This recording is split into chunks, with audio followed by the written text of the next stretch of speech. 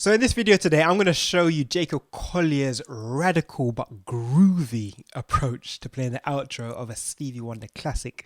Don't you worry about a thing. We're going to be looking at the outro section. Now, originally it's in E flat minor, but Jacob played it upper semitone or upper half step, so we're in the key of E minor. Now we're looking at the outro section of this song by Stevie Wonder, Don't You Worry About a Thing. And Jacob used one essential tip, which I'm going to show you. It's in relation to fifths, so we're going to be looking at the circle of fifths. Let me give you a kind of comparison. So, in the key of E minor, Stevie's approach was like this. Don't you worry about a thing.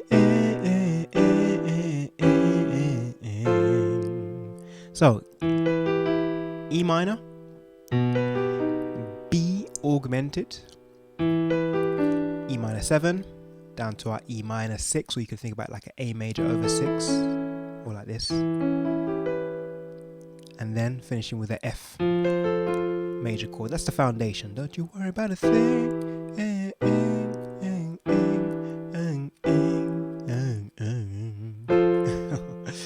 Jacob's approach, though, is like this. Don't you worry about a thing.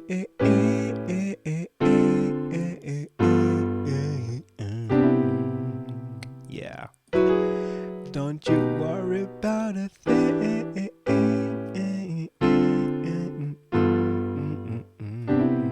Beautiful.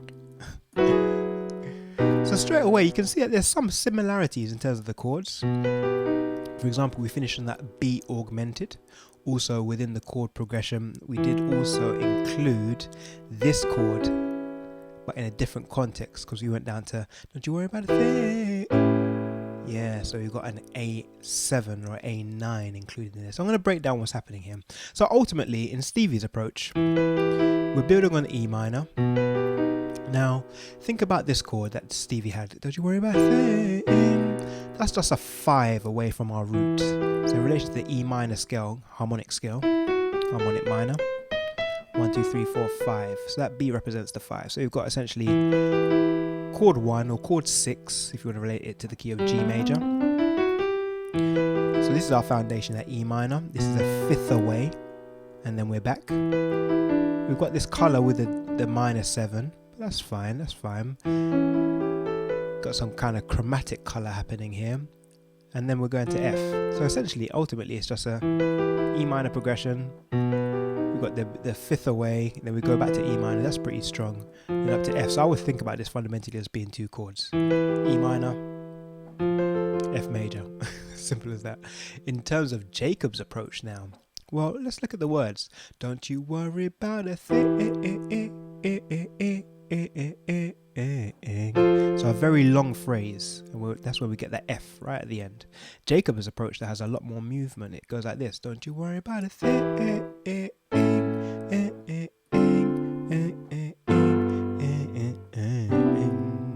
Alright, so Stevie's approach. 2, 3, 4, 5, 6, 7, 8 on that 9th beat. Yeah. Jacob's approach, don't you worry about a thing. 2, 3, 4, 5, 6, 7, 8, 9. Jacob goes to the C chord. So rather than just going E minor, Jacob's got all these chords and then lands on the C. So how interesting is it that in Stevie's approach, this F note, where Jacob lands in terms of his C note, that C represents the 5 of F. So already we're in the world of looking at circular fifths. Why do I say that? Well, the F major scale is as such. So the C represents the 5. So interestingly enough, Jacob resolves, rather than going to an F chord, he's ultimately going to resolve all these chords that he's playing and going to a C, which is a 5th away from the F. Alright, that's like the first stage looking at this idea of circular fifths. Now what happens in between is also very interesting as well. So we've got the first a bit of analysis to know that, okay, the fundamental second chord in this chord progression, which Jacob goes to as a C, is a 5th away from the F. But now look at what happens in terms of circular fifths. To to go from this E minor, all these passing chords that Jacob's doing, once again, are fifths away. If we know that we're going to, and this is a really good option to have in terms of having a very firm understanding of the fifth, because in music, going from 5 to 1 is going to be one of the strongest relationships you're going to get. For example, in a minor context, that sounds very complete, or in a major context, both contexts use a fifth away. So I was going to my E minor via the fifth away, which would be B major. 1, 2, 3, 4, 5, 6, 7. That's the harmonic minor scale. 1, 2, 3, 4, 5. So the B major chord lends itself perfectly to our home. Likewise, in the context of G major, our D represents the 5. So at D major, 5, 1 is very complete. Now, if we know, and Jacob knows that ultimately he's going to be going to our C chord, because we've got, don't you worry about it, to that C. So if we think creatively, if I know I'm going to be going to the C, what is a 5 away from that? Well, it will be G. 1, 2, 3, 4, 5. So that will be my bass note. And then I can think even more creatively. Okay, what is a fifth away from G? Oh, it's D. Okay. So now if I know I'm going to go to C, I could use a G chord, but then I could also use a D chord before the G chord. So I could play a D, G, and then finish on my C. Then you can take it a step further. Okay, if I know I'm going to have D as a passing chord, what would be the 5 of D? Oh, it'd be A. So essentially I could do an A chord, a D chord, a G chord, and then finish on C. And then once again with the A, well, what is the fifth away from A? E. But what's interesting is that we actually start an E minor chord, so we could just use it as our foundation. So we could get transport chords that are going from E to A to D to G and then finish on C. Just building on this idea of circle of fifths. The circle is a circle. So this is the understanding that I would encourage you to look at in terms of these chords, which sound beautiful. Jacob's approach. Don't you worry about a thing. They sound beautiful, but there's a very clear sense of theory to it. We have an E minor chord, then he's choosing to do an A7 chord, then he's choosing to do a D minor chord, going to a G major chord, and then finishing on C. Yeah. One more time. So E minor, going down to our A major, then we've got a D minor, going to our G major. And what's interesting, those two chords are essentially the same, just down a tone. We've got a E minor to our A, and then we just go down a tone and play D minor to our G, and then finish on our C. So that idea of the circle of fifths, seeing what other chords you can add that are a fifth away, super helpful. So far we have this. We have Stevie's approach, and don't you worry about a thing. Then Jacob's approach, don't you worry about a thing.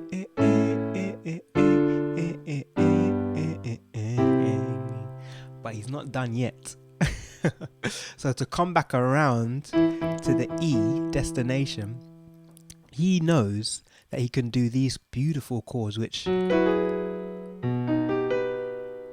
going to take him to our E minor. Why? Well, let's look at it in the context of this E minor progression. We've got the E, so we know already that we can play a fifth away. So that would be our B. He's choosing to do like an augmented, but we'll just keep it major for now. And then likewise, now you could think about it this like being a fifth away from B. What's the fifth away from B in terms of the major scale of B? Be F sharp, and he's choosing to do a sus on there.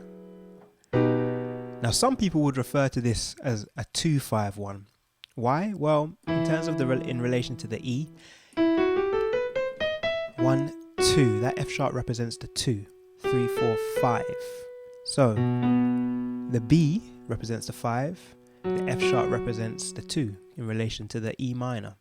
Just goes to show, as long as you're clear to know where you're going in terms of your destination, in terms of the E minor, in terms of the corresponding scale, then you're good to go to be able to really flesh out these chords. And he's choosing to do it in yeah, he's playing the sus in there. That's quite radical. That's quite radical, as opposed to say a diminished, which would be in keeping to the scale. But it's very much a sound. It's a sound that he's going for. So, you know, you don't just have to play this diminished or half diminished approach in relation to the scale notes. He's choosing to flesh it out with this. Beautiful. And ultimately, this can all be understood by utilizing circle of fifths. So, super slow. Jacob's approach. Let's do Stevie. Let's do Stevie's one. 1, 2, 3, and.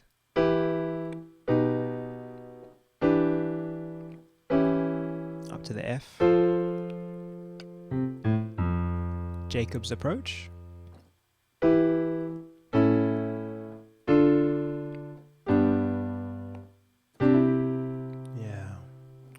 Coming back around and then beautiful, beautiful. And I like the nuances that Jacob adds in as well. This is like an extra layer, but this is super helpful as well. As opposed to just playing a triad, I like this approach, and this is more kind of in keeping in terms of how Jacob approached it. You got this minor 9, and I know that I could just move my thumb and my right hand down by one step and still get that A sound, but as you can see, it's a 13. It's a 9 with a 13. Yeah, so, and then likewise, D minor, rather than playing a D minor as such, I'm playing it as a minor 9 chord, and then my thumb is just going to move down on my right hand to create my G13, and then I'm going to finish with a 9 on C major. That'll be C major 7, but I like the 9 approach. Yeah. So altogether that would be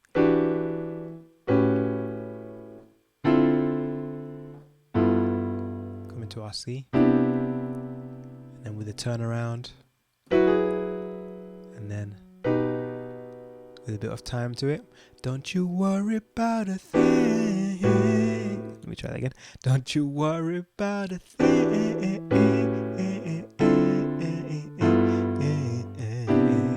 Yeah. Don't you worry about a thing. Yeah. As opposed to Stevie's version.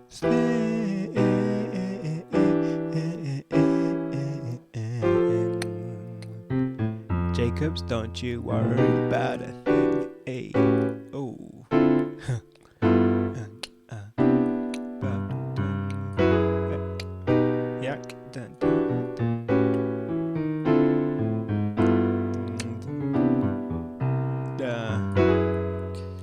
Now, I'll give you a bit of a bonus. I'm going to play Jacob's approach, but I'm also going to include one further thing. Check it out. This is Jacob's approach. Now I'm going to include something. See if you can catch what I do.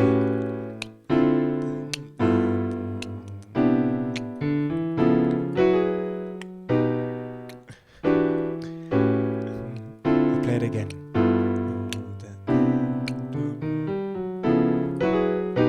Oh, alright, so I'm including one other chord, which as you can hear works really well. I'm including this C sharp. Why? Well, this goes back to what we were talking about before, thinking about what is a fifth away of our passing chord. So we know that we're going to be coming back around to E minor. Jacob's got this 2-5-1 in a minor context, or you could just think about it simply put as a 5, the 5 of the 5. So if we know that we're going to be going to E minor, the 5 of that is B, and the 5 of that B is F sharp. Yeah. But we don't have to just stop at this kind of 2-5-1 approach. I would think about it more openly as, well, what is the 5 of that F sharp? Well, it would be C sharp. And that's where that chord came from. I'm choosing to do an altered approach, or a sharp 5, sharp 9. Just based on my preference. So in context after the C, rather than just coming around with that turnaround to come back to the E, now I've got this chord before. And that fundamentally just thinks creatively. I'm thinking creatively in terms of, I know this is my destination. I know that this is the 5 of my destination. I know that this chord, this note represents the 5 of that B, which is a passing chord. So essentially we're just building on passing chords. And then in addition to that, I know that this C sharp is a 5 of this F sharp, and that F sharp is the 5 of the B, and the B is the 5 of E minor. Yeah. So all together then, comparing and contrasting. Stevie, don't you worry about a thing.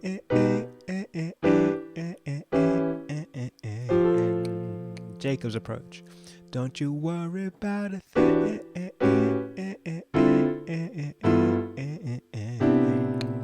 My approach, don't you worry about a thing.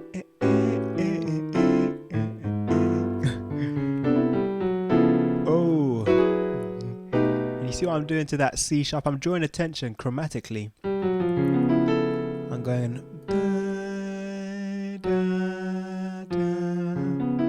I'm just drawing attention to the fact that we've got some dissonance happening, and I don't mind drawing attention to it. Yeah, beautiful. You could just play these chords all day long. But I would encourage you to be able to transport these in all of the other 11 keys. So there are 12 keys in total, so that you are never ever limited. So you don't just want to get comfortable in this key. I'm going to be able to apply this to all 11 keys, so that you're never ever limited, and that you're able to use this generally in your creative process. So I hope you enjoyed the video. I'll see you in the next one. Take care. Bye for now.